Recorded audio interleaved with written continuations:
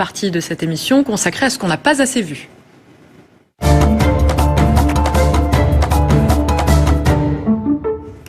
Le Qatar, mis en quarantaine par ses voisins du Golfe. Lundi, l'Arabie Saoudite, les Émirats Arabes Unis, le Yémen, Bahreïn, l'Égypte et les Maldives ont rompu toute relation avec la péninsule qu'ils accusent de soutenir le terrorisme et de leur préférer l'Iran.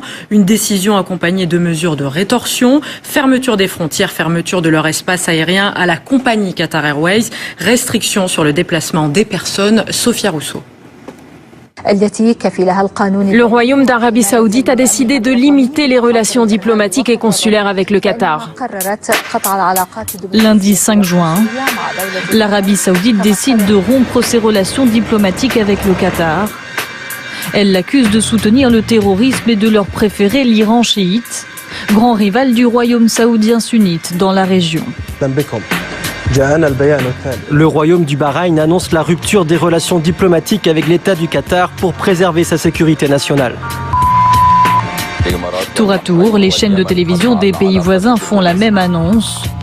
Après l'Arabie Saoudite, les Émirats Arabes Unis, le Yémen, Bahreïn, l'Égypte et les Maldives.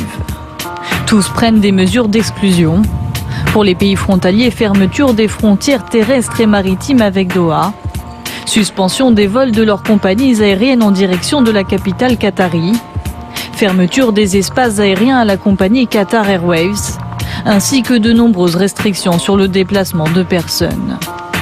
Et la crise diplomatique autour du Qatar gagne peu à peu l'Afrique.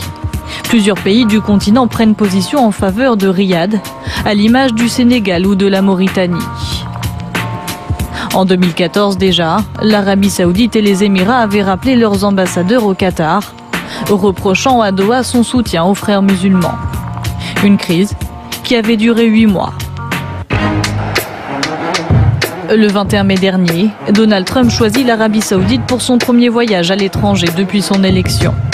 Accueilli en grande pompe par le roi Salman dès l'atterrissage de l'avion présidentiel. Sur place, le président américain prend du bon temps et semble apprécier son passage au royaume wahhabite. À tel point qu'il y a quelques jours, il laisse même sous-entendre être à l'origine de la crise diplomatique des pays du Golfe. Durant mon récent voyage au Moyen-Orient, j'ai affirmé que le financement de l'idéologie radicale devait cesser. Les dirigeants ont montré du doigt le Qatar et regardez ce qu'il se passe. Avant de finalement se raviser et d'appeler à l'unité. Depuis son indépendance en 1971, le Qatar a toujours refusé de rejoindre les autres principautés de la rive arabe du Golfe, les Émirats Arabes Unis.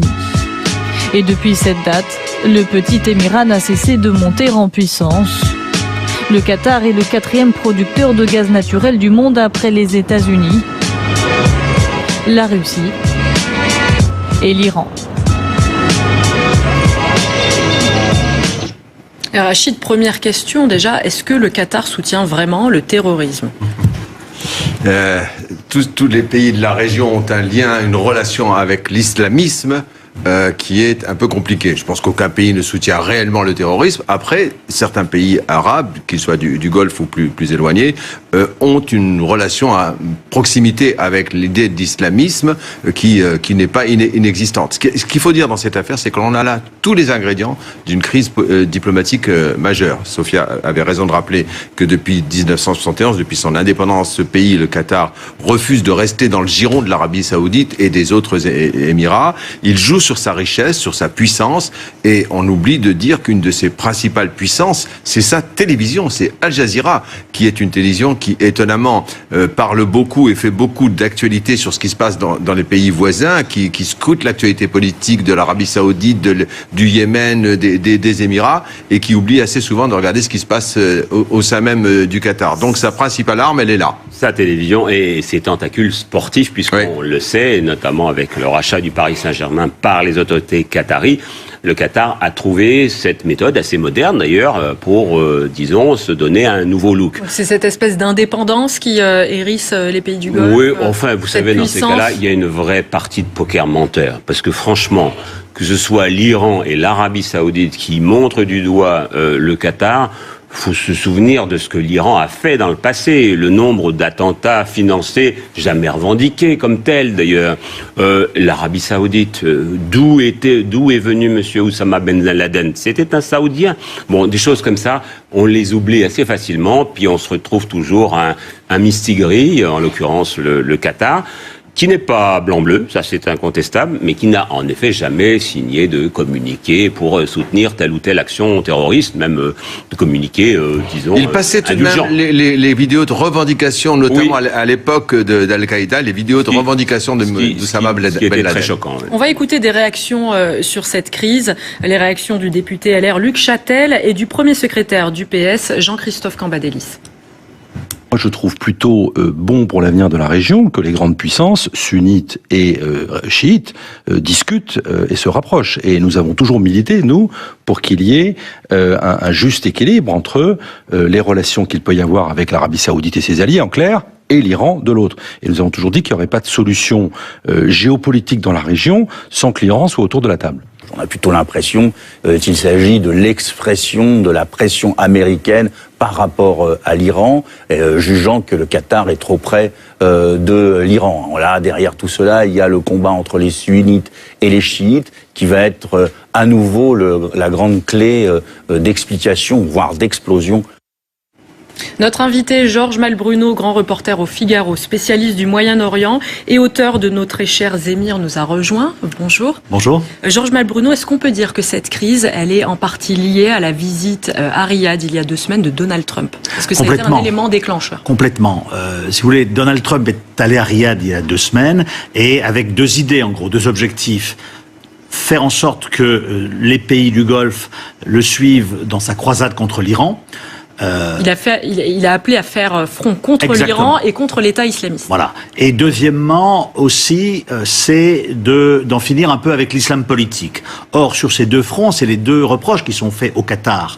Le Qatar n'a pas cette vision un peu, je dirais, délirante, obsessionnelle vis-à-vis de l'Iran qu'ont l'Arabie Saoudite et les Émirats Arabes Unis. Est-ce que l'Iran fait peur parce que c'est une république, il y a des élections? Oui, l'Iran fait peur parce que c'est un grand pays, c'est une civilisation, c'est 80 millions d'habitants. Et puis l'Iran a été remise dans le concert des nations, etc. Et donc Trump est arrivé là-bas et les dirigeants saoudiens, et notamment la jeune génération.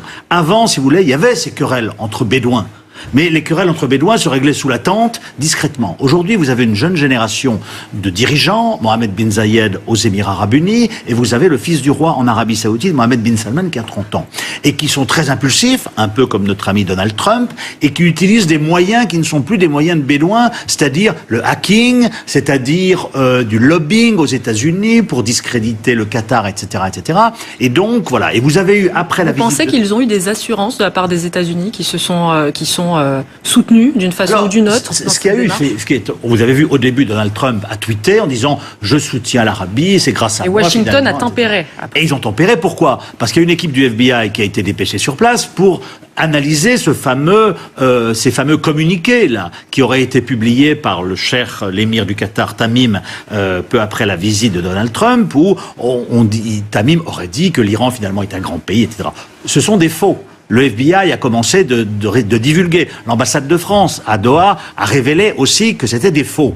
Et donc, si vous voulez, bon, après les Trump un petit peu enthousiastes de Donald Trump en faveur de l'Arabie, il y a Tillerson et Mattis qui ont dit oulala, attention, c'est plus compliqué que ça. On vient d'apprendre aussi que Oman, petit pays qui, pour l'instant, est resté neutre, eh bien, vient de révéler qu'en 2011, les Émirats Arabes Unis aussi avaient fomenté un coup d'État parce qu'Oman est trop proche de l'Iran. Donc, vous voyez, les choses sont un peu plus compliquées qu'on ne l'a dit.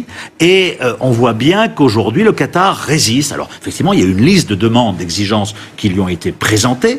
En gros, effectivement, on veut le faire, comme vous l'avez dit tout à l'heure, rentrer dans le rang parce que le Qatar a été un peu indépendant, beaucoup de show-off. C'est ça qu'on lui reproche. Il pourrait y avoir un coup d'État au Qatar? Alors, le Qatar a une tradition de coup d'État, mais interne à la famille. Justement, il pourrait y avoir un Alors, coup ce qui se passe, c'est que moi, j'ai l'impression que derrière tout ça, il y a aussi le rôle du père, de Cheikh Hamad, qui était l'émir visionnaire, qui a fait du Qatar ce qu'il est aujourd'hui, c'est-à-dire quand même un pays moderne, une certaine réussite, avec des zones d'ombre sur lesquelles on pourra revenir. Son fils, Tamim, est un héritier, et donc Cheikh Hamad tire les ficelles. Or, ses voisins, saoudiens et émiriens, eh bien, sont en train de ressortir via leur presse des vieilles affaires sur Cheikh Hamad, qui en 91 nous soutenait pas face à l'Irak, etc. Donc, je crois qu'il y a un message subliminal qui est adressé par les Saoudiens et les Émiriens à l'émir du Qatar en disant, si tu n'obtempères pas, on sait qu'au sein de ta famille, il y a des divisions, et on pourrait jouer de ces divisions pour finalement... La Turquie se retrouve un peu dans le rôle de médiateur, maintenant. Et la Turquie est un allié stratégique du Qatar, puisque ces dernières années, la Turquie a annoncé qu'elle allait ouvrir une base militaire au Qatar. Et donc là, le Parlement turc a voté l'envoi de troupes. Donc voilà, le Qatar a été dans la nasse. Là, on a l'impression qu'ils sont en train de... Il y a les États-Unis aussi qui ont une base au Qatar.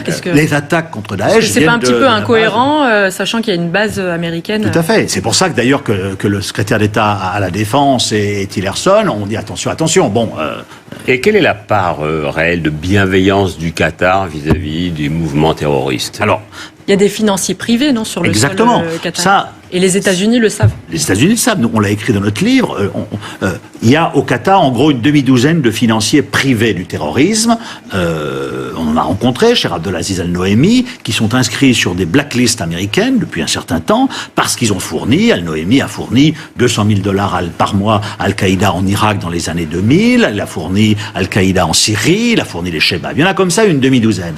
Alors, évidemment que ces gens-là n'agissent pas quand même à l'insu des autorités du Qatar. Et c'est là où il faut être plus ferme. Il y a une ambiguïté quand même. Il y a une très forte ambiguïté, il y a plus qu'une ambiguïté, il y a une complaisance. Et donc c'est là où il faut être ferme avec le Qatar, c'est ce qui lui est aussi reproché, et cette fermeté, ce n'était pas celle de la France jusqu'à récemment. Ça a changé un petit peu avec Emmanuel Macron, qui, vous l'avez vu, a eu des déclarations quand même assez dures. Oui, parce qu'on a soutenu alternativement, suivant les régimes, plutôt le Qatar, puis l'Arabie Saoudite. Nous-mêmes, on ne sait pas trop bien sur quel pied danser. Nous avons zigzagué. Nicolas Sarkozy s'était amouraché du Qatar. Durant sa campagne, Emmanuel Macron, il a assuré qu'il y aurait peut-être moins d'avantages fiscaux. Il a remis en cause la convention fiscale. Il a justement, sur cette question du financement privé, financement public, il a eu des propos durs. On a révélé l'autre jour qu'il avait quand même mis 5-6 jours avant de prendre au téléphone l'émir du Qatar qui voulait le féliciter. Donc on sent qu'il y a une sur le reculoir. Et un petit peu un refroidissement. Un refroidissement. Simplement, c'est vrai, comme la France est un partenaire, est un allié de ces régimes, c'est des régimes avec lesquels il ne faut pas rompre, bien sûr, mais il faut leur dire les choses telles qu'elles sont. Tout n'est pas blanc, tout n'est pas noir, comme vous l'avez vu. L'Arabie Saoudite, effectivement, donnait des leçons en matière de prosélytisme, ça paraît un petit peu incongru. Donc, Emmanuel Macron a passé plusieurs coups de téléphone, etc. Et donc, on essaie de ramener tous ces gens-là autour d'une table. Mais selon la Banque centrale, le Qatar investit en France chaque année environ 1 milliard. Oui, mais les Émirats Arabes Unis investissent plus, mais ils n'en parlent pas. Le problème du Qatar, c'est que ça se voit. C'est le show-off. C'est le show-off, c'est ça. Le show-off, une diplomatie attrape-tout. Donc, ils ont beaucoup exaspéré. Et aujourd'hui, grâce à l'appui de Trump, leurs ennemis régionaux disent: on a l'opportunité historique de les ramener dans le rang. Et donc, ce petit émir, on va lui montrer un petit peu de quel bois on se chauffe. Est-ce que c'est aussi le soutien aux frères musulmans et aux régimes issus des révolutions arabes qui ont... Il y a le soutien aux frères musulmans, notamment les Émirats Arabes Unis sont une particularité dans le Golfe, c'est que ce sont des Émirats qui détestent les islamistes. Ils ont établi d'ailleurs une liste d'organisations terroristes sur laquelle il y a l'UOIF française. Donc c'est pour vous dire qu'ils sont quand même extrêmement vigilants. Et donc pour eux, le Qatar soutien des frères musulmans, c'est quelque chose d'absolument inconcevable. Il y a une guerre entre eux, médiatique, d'influence. Vraiment, on a peine à imaginer la profondeur de cette guerre. Et on voit bien que derrière tout ça, les Émirats sont très en pointe. Donc, effectivement, il y a ce soutien aux frères musulmans qui est vrai, via Al Jazeera. Donc, ça fait partie des demandes, des exigences qui sont apportées aujourd'hui à Tamim. Dire, il faut que tu rompes avec un certain nombre de personnages, Qaradawi, qu'Al Jazeera rentre dans le rang, que tu cesses tes financements au Hamas palestinien et que tu reviennes avec nous contre l'Iran, etc. Donc, il y a des tractations, les Koweïtiens en coulisses. Ces pays, ils ont été fragilisés par Al Jazeera au final. Al Jazeera a été la voix du monde arabe en 2003, vous vous souvenez, etc. Ils ont révolutionné le paysage médiatique dans les pays arabes. En 2011, Al Jazeera est devenu une machine de guerre en faveur du Qatar et en faveur de l'instrument du Qatar, les frères musulmans. En Égypte, Wada Kamfar, le patron d'Al Jazeera, nous l'a dit, on était en guerre, on voulait faire tomber Moubarak. Aujourd'hui, moins efficace quand même. Moins efficace parce qu'il y a d'abord des concurrents et discrédités par ailleurs. Ils sont discrédités. Il y a un élément qui va jouer aussi, c'est qu'il est toujours prévu qu'il y ait une Coupe du Monde de football en 2022 au Qatar. C'est en termes d'image, c'est pas anodin. C'est pas anodin. Maintenant, le Qatar accuse ses voisins de vouloir l'étouffer économiquement. Oui, ce qui est vrai. Le Qatar, c'est un modèle de développement qui repose sur une libre circulation des personnes. Il y avait 32 vols chaque jour entre Doha et Dubaï. Les businessmen français qui sont à Doha, ils vont à Dubaï sans arrêt, etc. Aujourd'hui, ils sont obligés de passer par Koweït, par Oman. Et le Qatar avait prévu ça quand même. Mais le Qatar a une autosuffisance alimentaire de quelques semaines, simplement. 40%. Je crois que c'est 17 jours. Oui, c'est ce que j'ai écrit l'autre jour. 17 jours, effectivement. Donc l'information est confirmée. mais c'est un tout petit pays. Alors c'est pour ça qu'ils avaient investi autant dans les pays étrangers, Afrique, bovins, etc. Du Sud, des cheptels. Est-ce qu'on peut dire d'ailleurs qu'il y a eu corruption au moment de l'attribution de la Coupe du Monde au Qatar, ou en tout cas des soupçons? Si vous en aviez la preuve. Ouais. Il y a des pratiques.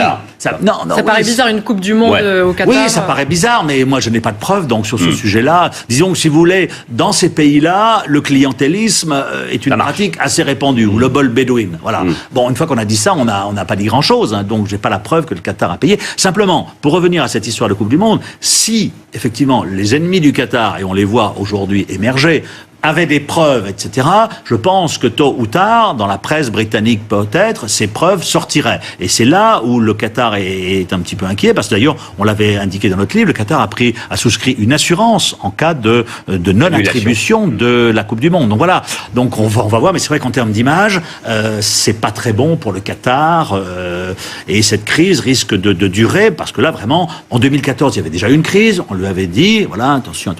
Mais en 2014, il y avait encore des vieux dirigeants. Je vous dis, les Bédouins entre eux, ils se mettent sous la tente, ils discutent, et puis le diwan. Voilà, rien ne sort. Aujourd'hui, vous avez des jeunes types, comme le prince Mohammed bin Salman en Arabie Saoudite, qui est très impulsif, et donc qui recourt à des méthodes, effectivement, ou fait recourir. Cela dit, nous, on n'a pas intérêt à souffler sur les braises, d'une manière générale. L'Occident, Trump l'a essayé de le faire, mais après, se rend compte. Non, on n'a pas intérêt. Il faut effectivement, le Qatar est allé un petit peu trop loin dans son appui.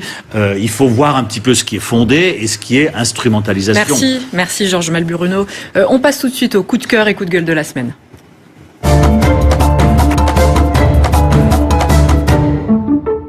Patrick, vous aviez un coup de cœur cette semaine.